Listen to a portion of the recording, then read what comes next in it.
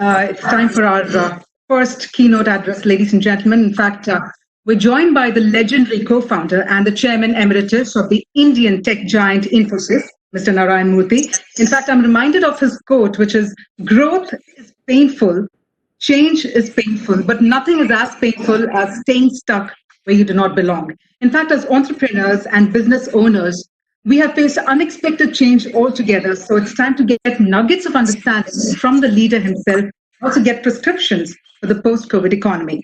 Now, this conversation will be spearheaded by Archana Rai, editor South with the Economic Times. So I'm going to request Archana to please take forward the segment. Thank you, Kavya.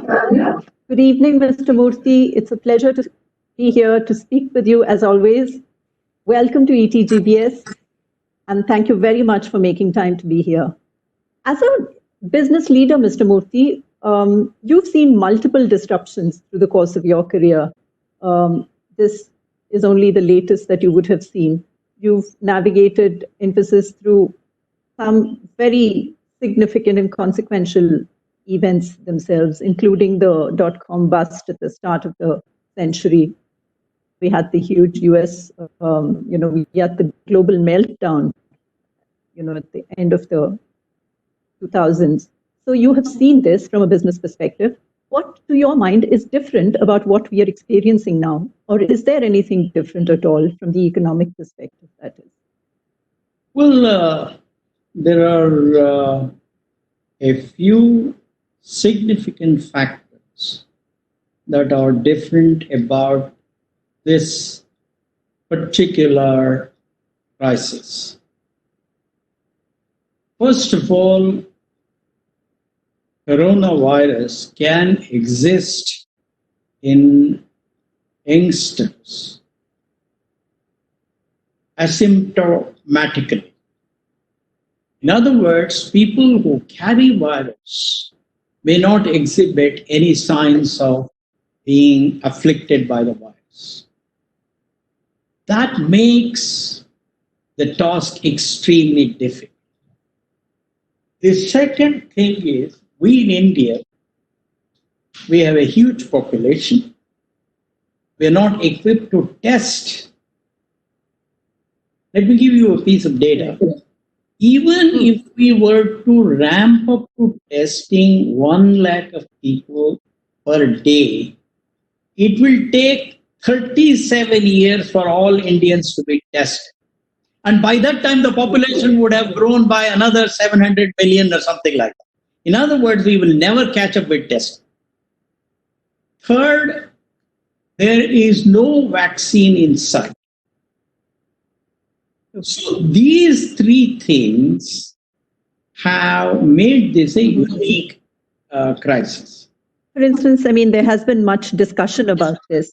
And for instance, Angus Deaton was among those who cautioned poor countries, without specifically, calling out India, about the dangers of spiraling infections along with ravaged economies because of the lockdown.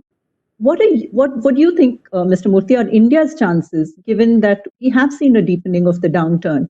We were already experiencing a slowdown of sorts before the virus, sort of took us completely by surprise, and as of course the rest of the world. What are India's chances in this scenario? Well, I am an optimist, and I believe that even this crisis too will pass, will come out strong. But before I go further, talking about the impact of the virus on the Indian economy, I want to make a point. Yeah. If you look at the number of deaths due to coronavirus in India, it is 0.25% to 0.5% of the deaths in the developed countries. Second, India has a mortality rate of 0.7%. In other words, every year, about 90 plus lakhs of people die due to various reasons, of which 2.3 million people die due to pollution. 2.3 million people die due to pollution because India is the most polluted place in the world. True. Now, when you look at 90 lakhs or 9 million people dying naturally, and when you compare it with the death of 1,000 people in the last 2 months, obviously this is not as much of a panic as we all think it is. Because there are bigger causes, there are causes that are causing bigger deaths. Yeah. That's why. Now, let me come quickly to the impact of COVID-19 on the Indian economy. First of all, we have about 52.5 crores of people employed in the country. Agriculture contributes about 17% of our GDP, and about 40% of the labor force is 43% is employed in agriculture. Manufacturing contributes about 27.4% of our GDP, and it employs about 25.4% of the labor. Services contributes about 55% of our GDP, and it employs approximately 32% of the labor. Now, what that means is about 22.5 crores of people are employed in agriculture. About 30 crores of people are employed in manufacturing and services. Of these, about 11 crores are employed by the organized sector, private sector and public sector, and the government. Of this, 50% of the people are on contract labor in every organization, whether it is Infosys, Economic Times, etc. 50% of the lower level employees are on contract labor, and therefore they are vulnerable to quick retrenchment. The remaining 19 crores of people, I took away 11 crores, are employed in the informal and unorganized sector, or they're self-employed. A significant part of this population is likely to have lost its livelihood and will definitely do so if this continues for a long time. Of course, agriculture has not been affected as much by the pandemic because social distancing is easier there, and the pandemic has not entered rural India, and government has lots of schemes to take care of the people. Yeah. Second, several sectors of the economy have been severely affected, like airlines, retail, movie industry, restaurants, hospitality, etc. I think they will take a couple of years to recover, and they will incur huge losses. Third, most businesses have lost between 15 and 20% of their revenue. Simple. 2 months, take 2 months. The 2 months, 8% per year means 2 months is about 16%. So therefore, 15% is very, very normal or very easy to understand. What that also means is the taxes and GST collection will be impacted significantly. As you pointed out, or as Nayantara pointed out, IMF has already estimated the GDP growth rate of India to slow down to 1.9% this year from 4.5% last year. So these are some of the serious impacts of COVID-19 crisis. Would you then say that it's a moot point sometimes, of course, to debate, but has the lockdown been severe, and has, as a result of it, the consequent impact that we are seeing, as you just sketched out, what are the chances of us being able to overcome this? That's really the question in our minds. For instance, you pointed out earlier about the rate of mortality in India from other factors, not just COVID. Yeah. But having clamped down so hard on COVID, we have paid an economic price. Yeah. In your view, is that proving to be too high a price? No, I wouldn't say it's too high a price. However, what is important for us to understand is that India cannot continue in this situation for too long. Because at some point of time, in a lockdown, you mean? That's due to hunger. will far outweigh deaths due to corona. Fortunately, corona, for some very strange reason, maybe it is our genes, maybe it is because we all took BCG vaccination when we were children, maybe the weather here is conducive to suppressing corona. I don't know what it is. But the deaths being 0.25 to 0.5% of the global death rate is a blessing in disguise for India.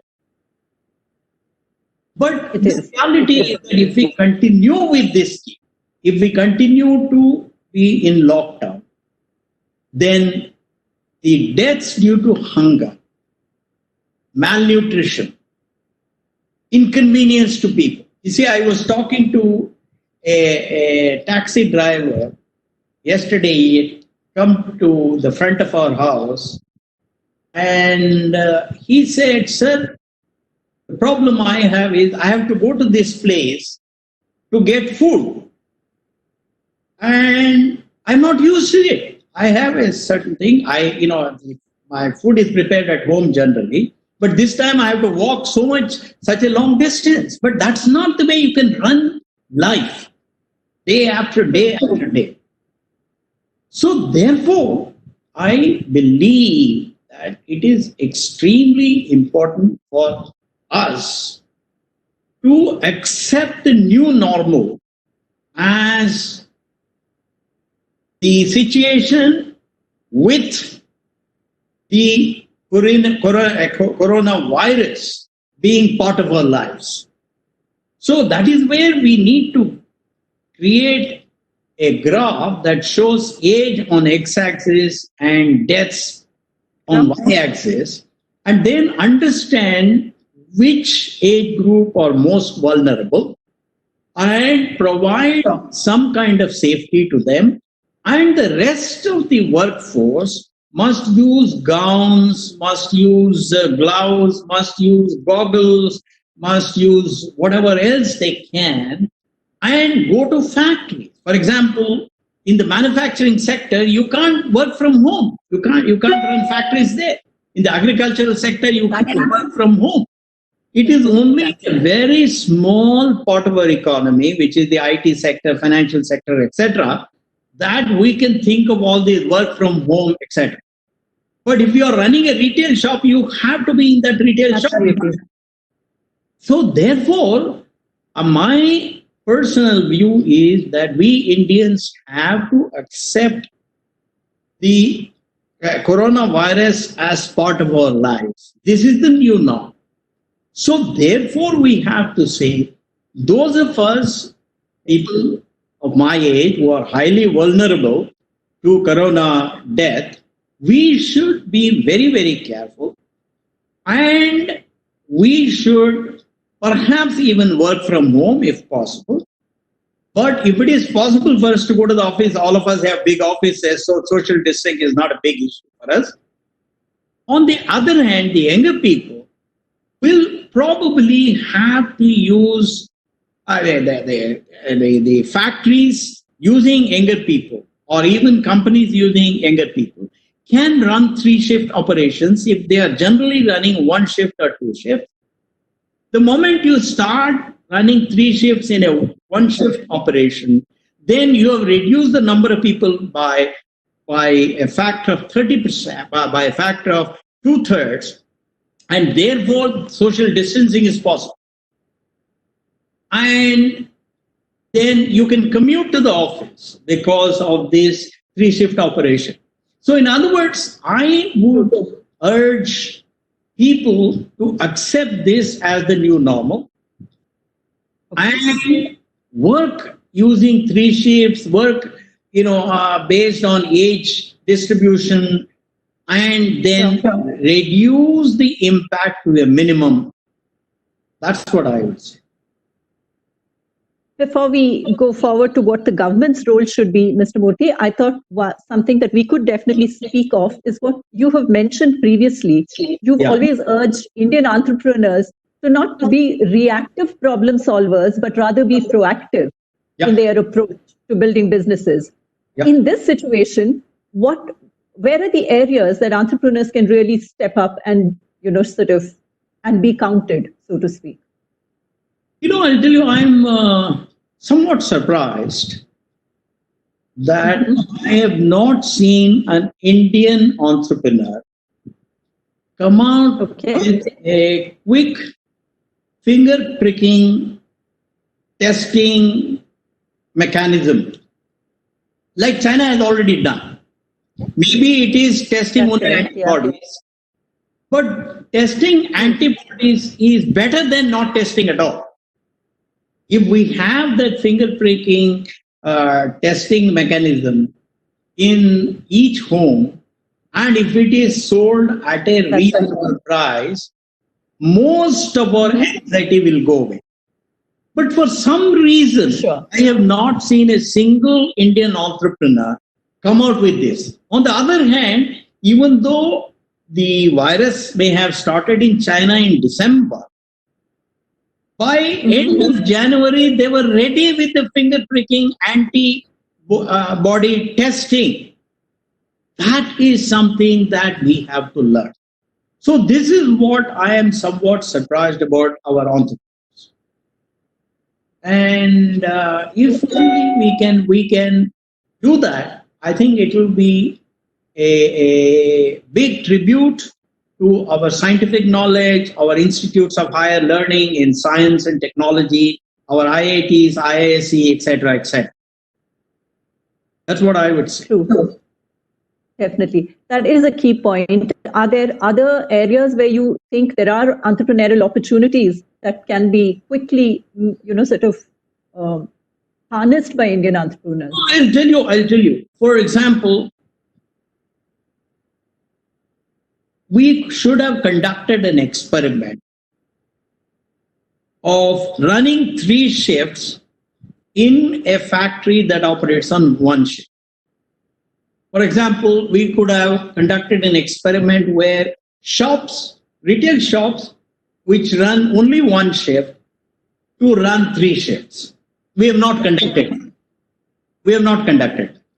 Number 2, we could have some entrepreneur could have said, I will produce millions of protective gowns, gloves, masks, goggles, etc. And we could have conducted a controlled experiment of using those in factories so that, and then we could have observed the impact of that in contracting the virus. That again we have not done. This was the work that our entrepreneurs could have done. All that we are saying is that we have taken some draconian steps. I understand that. However, the innovation part of our psyche has been lying dormant in the last 2 months.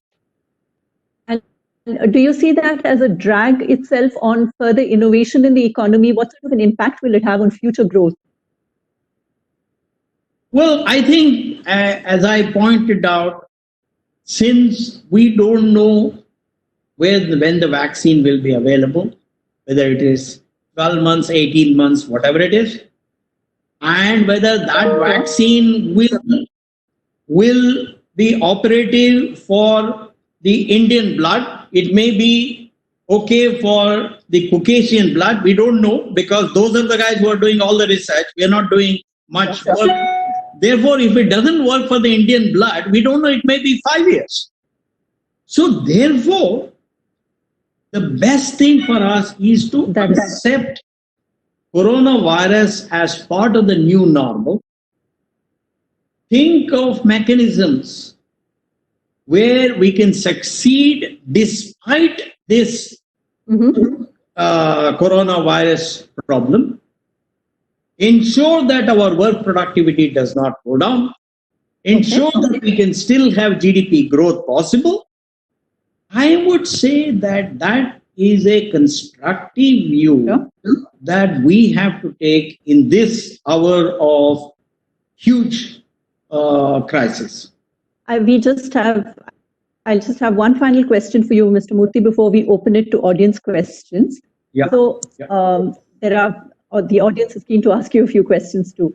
So I thought Sure. I'd quickly ask you Sure. two things. One is, of course, guidance by IT companies, and the IT sector has already, been postponed. So we're already fit in that sector. But whereas digital businesses are set to grow because of the opportunity of, provided, or the necessity of social distancing, so to speak. So we have, contrasting scenarios. What do you see as the momentum going forward? Which are the sectors that would gain and which will see troubled times? I personally see that all IT spending, which is discretionary, will probably be suspended, because in our markets, which happen to be US about 60-65%, and Europe about 23%, 25%, there is considerable lockdown. So therefore, because their revenues will go down, because their profits will go down, they may say that all desirable and discretionary expenses, let us postpone. However, whatever investments in IT will reduce the cost of operation, will allow those companies to operate in the new normal, which is social distancing, which is virtual commerce or e-commerce, etc., which of course comes to your digital stuff. I think those areas are likely to see a significant increase. I wouldn't be surprised if those opportunities increase by 20-30%, because they are very much needed. But the reality is every one of them has to be cost of operation. That's what happens when you are in a crisis, when your revenues are not growing, when your revenues are depressing, and at the same time you have to make the enterprise viable. We began by saying that you have seen several downturns in the course of your career as a business leader. What would your advice to entrepreneurs at this moment be, Mr. Murthy? What will you tell them to focus on? How do they deal with this and how do they take this ahead? When we were hit by the dot-com bust in 2001, at that time, I asked my planning group to use mathematics, statistics, modeling, and simulation, and come out with the worst case, the average case, and the best case. And of course, given our principle of under promise or deliver, I said we will grow 30%, but we actually ended up growing 100%. But anyway, that's another day. So what I would tell entrepreneurs is, make this analysis, worst case, average case, and best case. Ideally keep your cost for the worst case, or at best the average case. Enhance your work hours to 10 hours a day instead of 8 hours, and work 6 days a week. Once we start operating in the new normal, once we take care of the coronavirus spreading, etc., and then you will be in a position to overcome this thing. That's exactly what we did in 2001. So we started working harder, we started reducing our expenses, and the result was we grew by 100%. And that year, of course, our net income margin was 31.5%.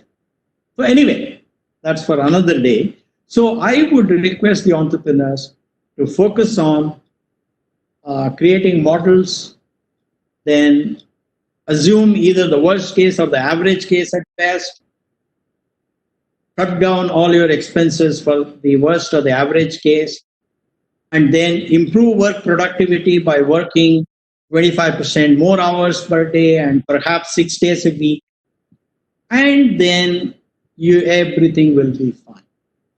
On that very confident note, Mr. Murthy, I'll present just 2 questions from the audience. I think they're keen to hear from you. Sure. And we have time just for 2 questions, so I've just picked that. Sure. The first question is about the disconnect between urban and rural India, which is being seen as the key to disallow larger spread of COVID-19, and equally important, it has helped maintain a full functionality of the agriculture sector and the rural economy. So what steps, is the question, can the central and state governments take together to make sure that the farm to factory connect also can help, can help us overcome the COVID challenges, and which is also essential for economic revival and growth? So basically they're saying, the question I think is about how can we make sure that both sectors can grow independently and not have to feel the pressure that one sector is feeling on the other. So, well, fortunately, the country has realized the importance of agricultural sector, importance of food. I think essential foods form probably about 15% of our expenses, and therefore already all the essential goods are available. All these provision shops are available. You can, nobody prevents those shops from being open, and people have allowed transportation of the raw materials for food items from place A to place B, etc. That's all happening. But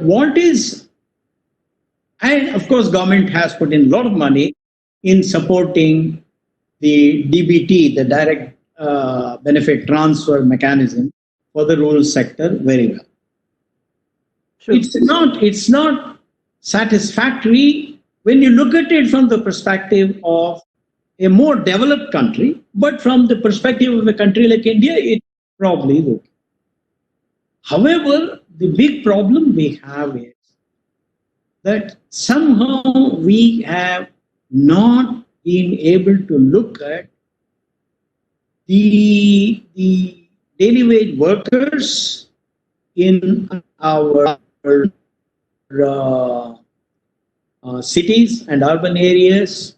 We have not looked at small shops. We have not looked at self-employed people.